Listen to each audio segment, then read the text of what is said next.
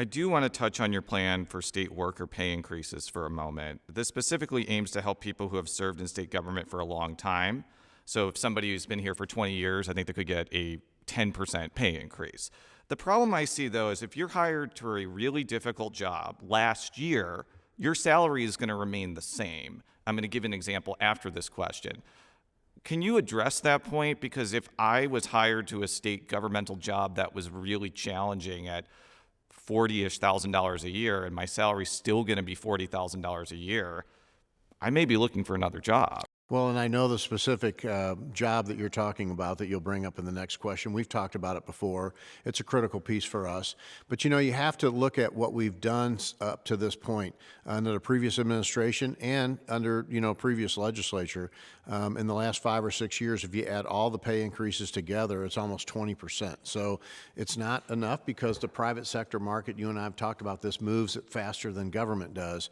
But we heard from our cabinet members, and we quite frankly heard from a lot of state employees, that retention is a big thing for us. That turnover, that 20% of turnover that you heard me talk about that's happening in a lot of state departments. We haven't had, in the last several years, we've had pay plan increases, but we haven't done anything to address retention. And we believe this tool will help us reward state employees that have been here a little while, not just necessarily 20 years, but somebody who's been here 6 years or 8 years or 10 years.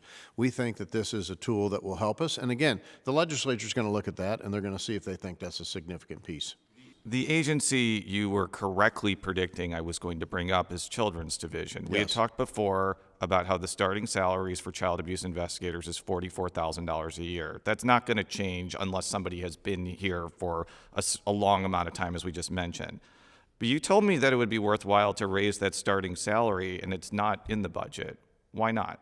We're working on a process there. I mean, it's just something, you got to remember that the budget that we start working on, a lot of it was, developed already by the time we went office. So there's some things that we're working with the legislature that might not be in what you see today that could be in the future.